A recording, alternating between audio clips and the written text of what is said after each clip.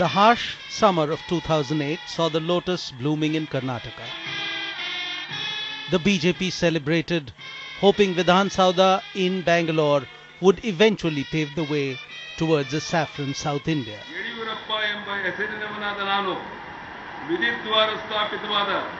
The BJP promised that it would be a party with a difference. Instead, in the last 5 years, it has proved to be a party with huge internal differences in Karnataka. Instead, 3 chief ministers in 5 years have delivered indifference, indecision and inefficiency. Embossed at the entrance to the Vidhan Sauda is government work is God's work. During the time that Yediyurappa was chief minister, he perhaps interpreted it literally, spending a liberal amount of time visiting temples. Even last year, in the face of a bad monsoon, funds were allotted to 34,000 temples in Karnataka to organize prayers to induce rainfall. Though the BJP would have liked to be God's gift to Karnataka, today many in Bangalore believe that the government has left Karnataka Ram Bharose. Just a few years ago, Bangalore was celebrated as the Silicon Valley of India, a city that was a talking point even amongst American politicians. The irony is that today Bangalore feels Bangalored, with the garden city in the news for all the wrong reasons, be it the garbage crisis, bad traffic management, water shortage or big-ticket corruption. The sheen is off brand Bangalore.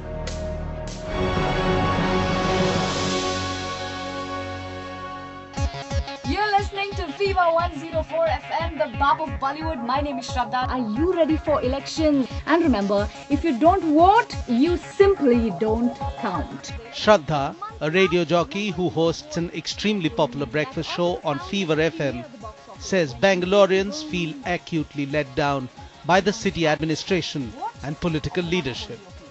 Bad roads, haphazard urbanization and loss of green cover, groundwater sinking, then there is unscientific drainage systems, unscientific garbage disposal, and just rapid, uncontrolled, unplanned urbanization is what's troubling people. What are the basics? In 2001, 53 lakh people lived in Bangalore. The population stood at 87 lakh in 2011. Every year, there is a 10% increase in the number of motor vehicles on Bangalore's roads. 1/3 of Bangalore's road space is used for on-street parking, so smooth and fast traffic flow remains a pipe dream. Most Bangaloreans feel that the Bangalore Metro, called Namma Metro, once completed, will be the much-needed solution to their traffic woes. Bangalore, a city of 93 lakh people, is home to some 50 lakh vehicles, putting enormous pressure on its road space. The overriding sentiment is that the political leadership failed to live up to the aspirations of a wannabe world-class city. The challenge of Bangalore is that the governance at the city level and the state level is unable to handle the prosperity of Bangalore. There is no vision of Bangalore for the future. There is no investment plan for Bangalore for the next 10 years. There is no alignment of the investment plan with the expectation of citizens. The momentum of growth has seen Bangalore expand to newer areas, but there was neither a holistic vision nor planning. The worst thing for Bangalore is that the areas with the worst traffic are the newest developed areas. So that shows that something which we have developed 10 years ago hasn't lasted even even a few years. And that shows complete lack of planning. If there was one issue that shamed Bangalore more than any other, it was the garbage crisis in October last year. The city administration and the state government were left with muck on its face after garbage was not cleared from the streets because of opposition from those in the vicinity of the landfills. This prompted Karnataka Governor H.R. Bhardwaj to say he would sweep the streets himself if the government did not clean up its act. Politics was once again playing out in what was essentially an administrative issue. The stink raised was a sad commentary on the BJP, given that they virtually control Bangalore with 17 MLAs, 3 MPs and 112 corporators from the city. But like always in politics, the ruling party is quick to put the blame on previous governments, that they cannot be expected to clean up in one go what had been piling up over the years.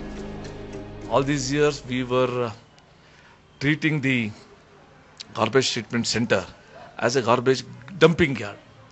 So the nearby villagers, they became angry. They stopped the garbage center, and it created the problem. Now the problem has been solved and we are working towards a permanent solution.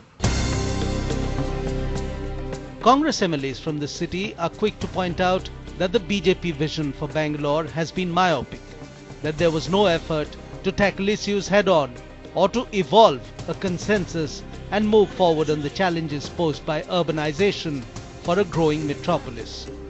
What is the vision for Bangalore? Nobody knows. Last say 7-8 years, in fact after 2004, because what's happened is we have had 2-3 governments, and all these governments have failed in interacting with the people. Chief Minister was the minister in charge of Bangalore city.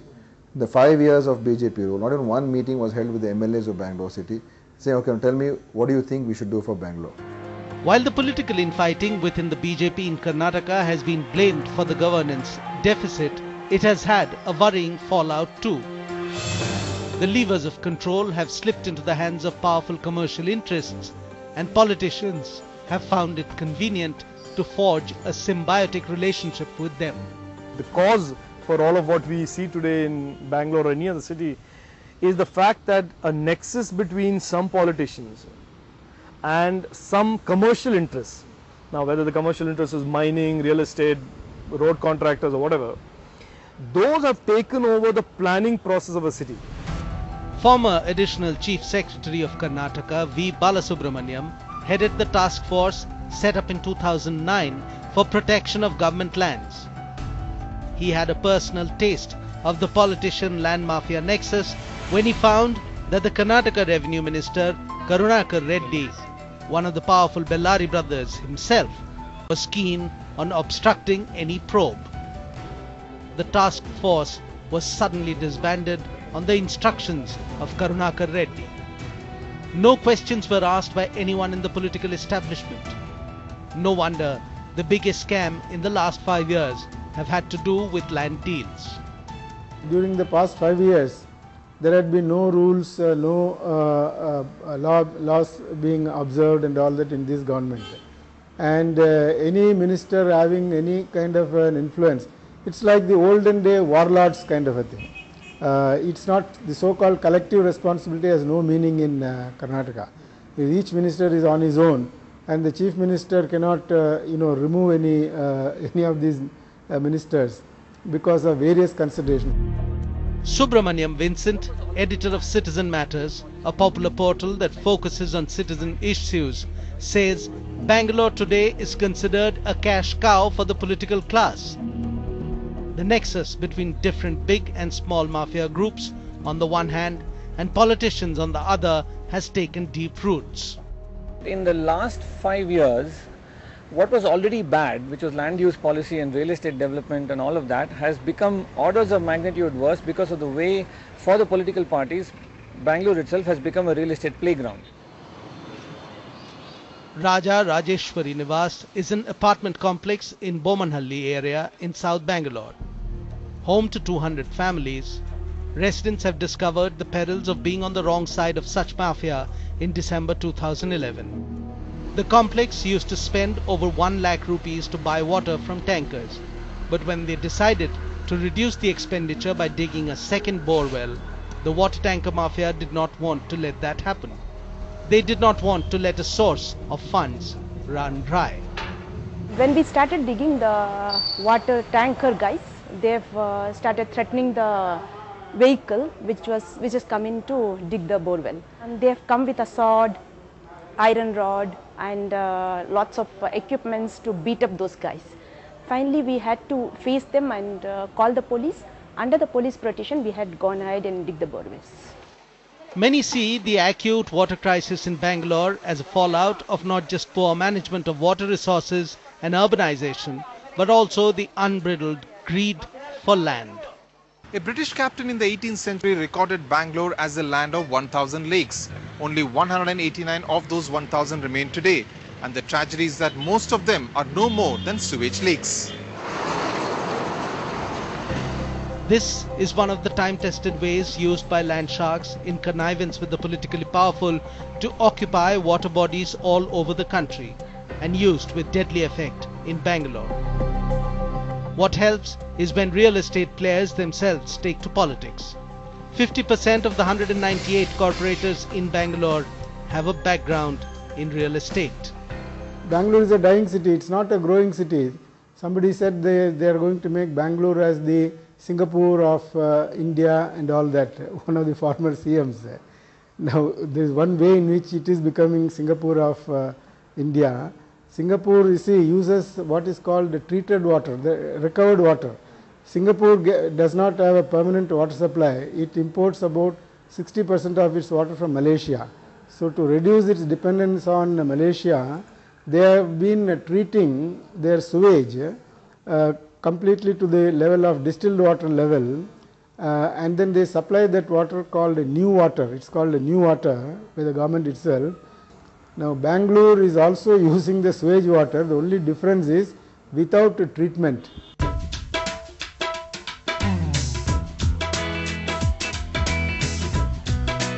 For years, Bangalore has been called the country's pub capital.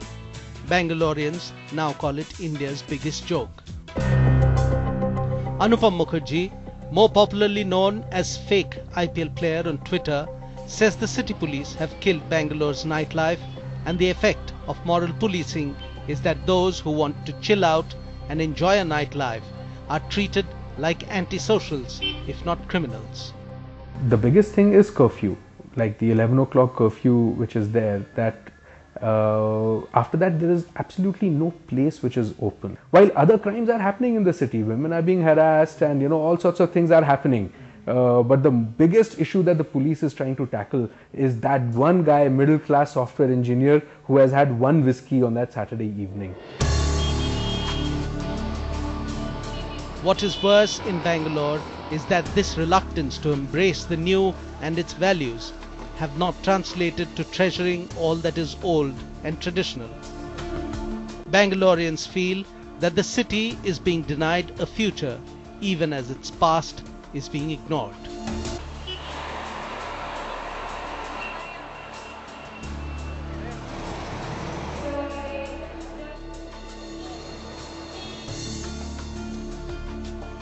Many who live in the city feel that Bangalore, once famous as a retired people's paradise, is slowly but surely losing its old world charm, grace and beauty.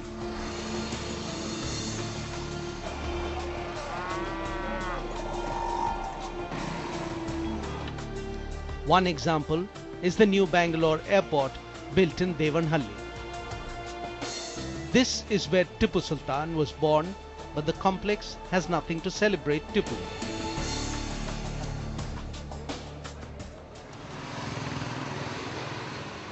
The construction of the metro too is raising similar concerns about the historic Bangalore fort, again with a Tipu Sultan connection.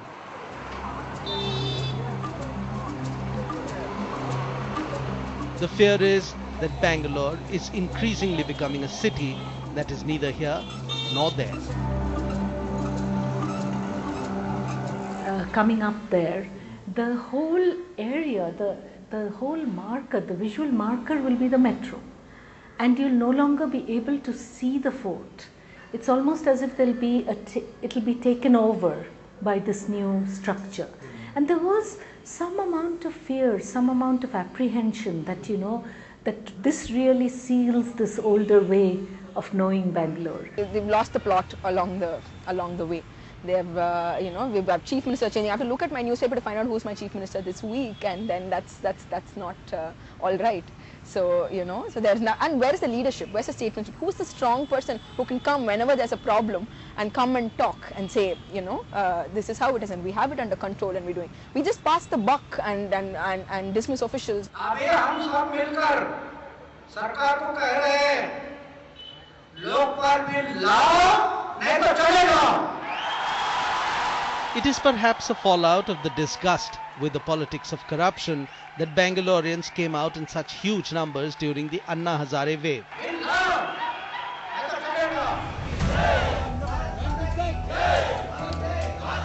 That hope did not translate into anything more, but the anger and anguish has created awareness and an environment of questioning. That people are now beginning to get a better sense of what their rights are. So for example, a Residents Welfare Association knows now fully well, and I have helped a lot of them, say that the government cannot just steamroll them and say we will widen your road, or we will acquire your park and convert it into a commercial building, or we will give a piece of land in your locality to a politician's brother or sister. They know that there are ways of asserting your rights. Enthused by the reaction of civil society, this election, several professionals have also jumped into the fray, hoping to make a difference to the manner in which Bangalore is governed. 9 professionals, one of them being Dr. Meenakshi Bharat, are contesting from the city. I think it has become a requirement for us because we feel that the things that we would have liked the government and the administration, who we elected with lots of fond hopes, that they did not deliver. And when they did not deliver, we said that we need to come in and bring in transparency and accountability. Yes, Bangaloreans complain about the state of the city, but do they come out to vote? Only 47% turned up at the polling stations in the 2008 assembly elections, and the figure was no better in the 2009 Lok Sabha and the 2010 civic polls. Part of the problem lies in the mobile nature of the city's population, as most of the 8 lakh strong IT workforce in the city are temporary citizens of Bangalore. An effort is being made to get at least 60% of Bangaloreans to vote this time, so that the message is loud and clear to the politicians that the citizens are watching and watching closely. Bangalore is the richest city in India with a per capita income $9,200 per head, richer than Delhi, richer than Bombay. Bangalore pays the second highest quantum of personal income tax after Bombay. Bangalore has 100,000 expats, 45,000 PhD holders, and Bangalore has the third highest quantum of bank deposits in India, much ahead of Chennai and Calcutta, other cities. So it's an extraordinary city, and it's a jewel in the crown for India. It's India's only global city. If only the government of Karnataka invests in Bangalore, makes it grow, it will provide enough resources. It provides 65% of the taxes to the whole of Karnataka. So it's an extraordinary place, but you need visionary leadership. Well, nationally, all eyes will be on what a Congress or BJP victory or defeat will mean for the two national parties 1 year ahead of general elections. Locally here in Bangalore, no one is really bothered about the macro picture. Local issues alone will decide most votes. On 5th of May, what will matter to the city of Bangalore is, are they going to get a garbage-free city? Are they going to get a city which is free of the garbage mafia, which is holding the city to ransom? Will they get good payments on which they can walk, not the broken down payments? Will they have better traffic management? Will they get water in the taps? Will there be adequate power? And will the pain of commute come down? Will there be hope for them in the form of better governance, better regulations? Will the parties promise corruption-free services for citizens, so citizens don't have to run around? So I think all the issues in the assembly elections for Bangalore city is going to be local issues. After 5 years of BJP rule, Bangalore and Karnataka will once again have the power of the vote in its hands.